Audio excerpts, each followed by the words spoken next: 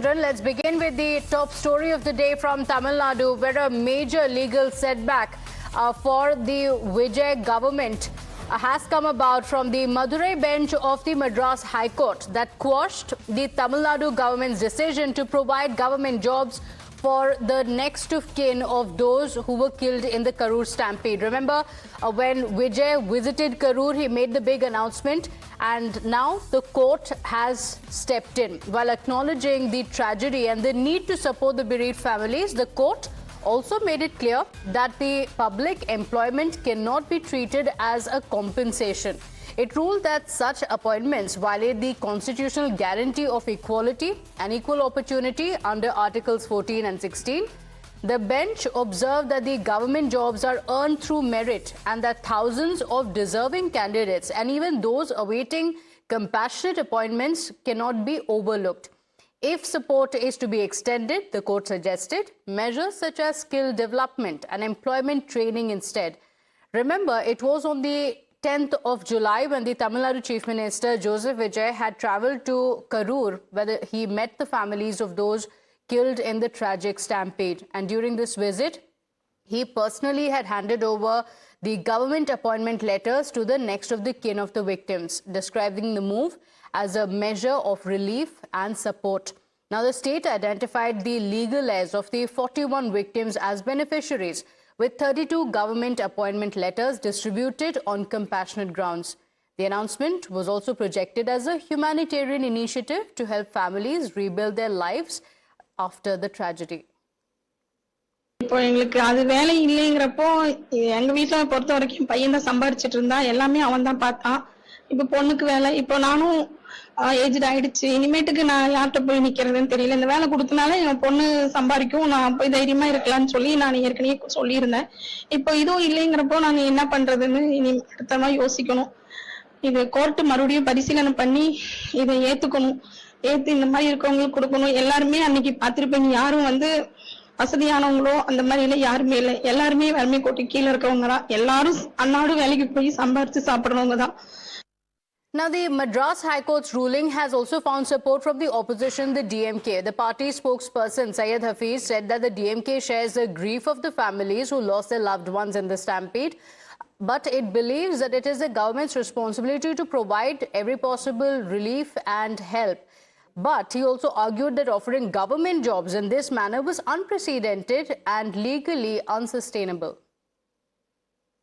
DMK as a party shares the sorrow and pain of the family of the victims who lost their life during the Karur stampede. It is the responsibility of the political party to provide financial assistance, educational assistance and job assistance to the victim's family.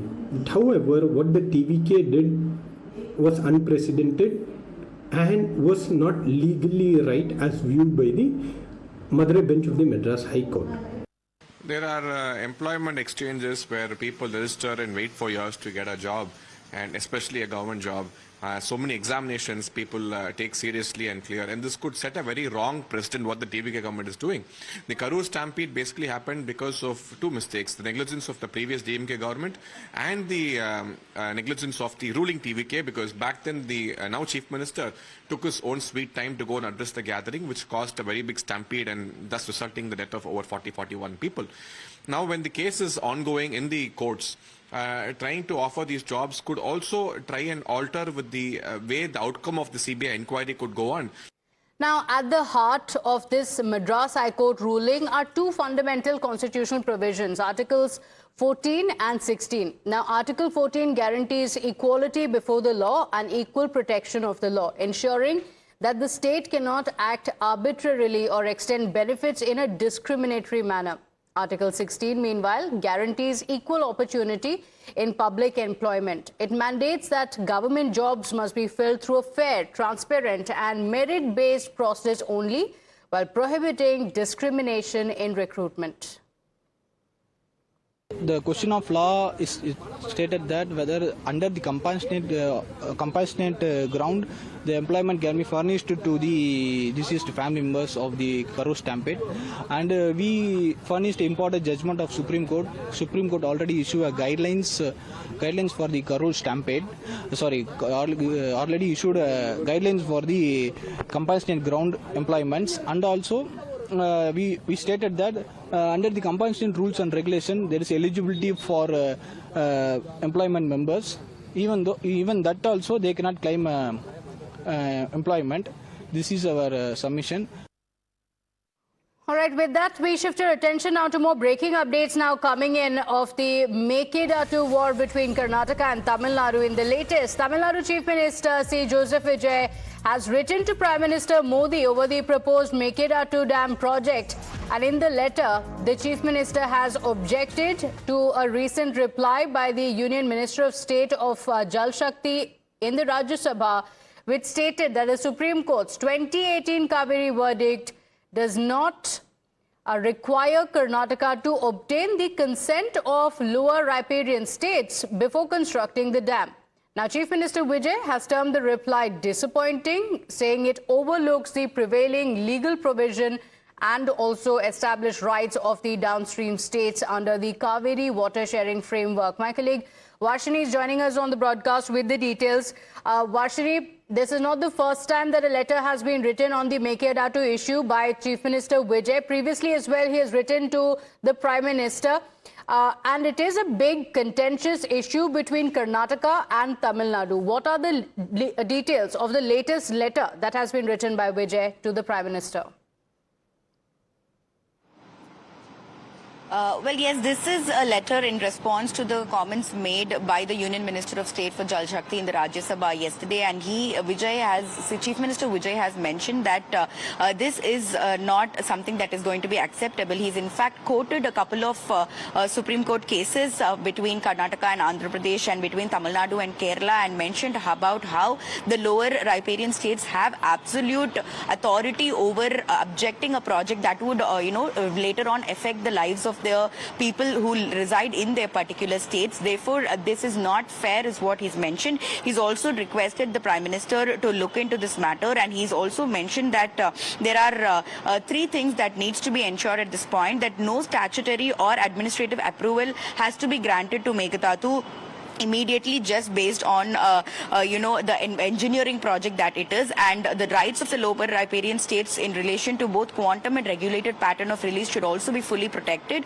and any future consideration of the project should also be undertaken only after comprehensive technical and legal examination, taking into account both the states and the concerns that are being raised by the lower riparian states. So these are the things that Chief Minister Vijay has mentioned in his letter. He's also, like I mentioned, spoken about the former cases, precedents that he's quoted about how the Supreme Court itself has mentioned that the lower riparian states and their opinions are very important. And he's also mentioned about the Kaveri Water Tribunal and how the dispute has been being maintained and monitored by the tribunal, and there has to be a complete cooperation between the states, and also the help and support of the tribunal to go forward with how to examine this project and how to implement it. Therefore, these are the requests that he's mentioned, and particularly he's asked the three main points from the Prime Minister to make sure that it is being monitored so that Tamil Nadu does not get affected with the Karnataka's decision to go ahead with the Mekedatu project.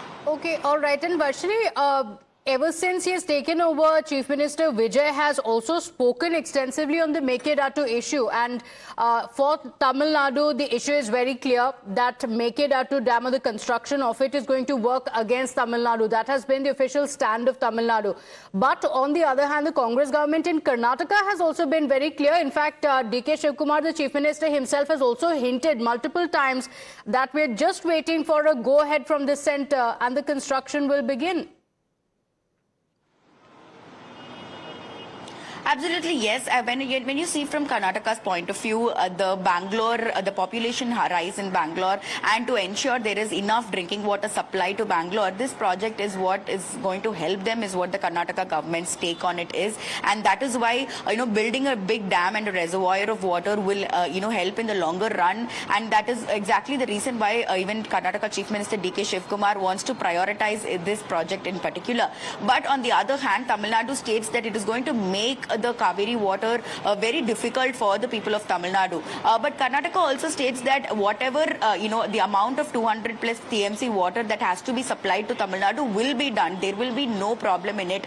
And that is why we are, continuously persuading to go ahead with this project, is what the Karnataka government says. But on the other hand, Tamil Nadu also speak about the farmers. It's not just drinking water in Tamil Nadu, it's the farmers, it's agriculture and the irrigation water that is that the entire delta region is dependent on Kaveri river for. So that could get affected, is what the Tamil Nadu stand in it is. So this looks like a very longer trouble that is going to happen between both these states. But with also this meeting that is speculated to happen between both these chief ministers in the first week of August, if at all it happens, that is also something that we can look forward to figure out whether the two states can come to a consensus when it comes to the Mekedatu project. Absolutely. Vashni, thank you for joining us with all those details.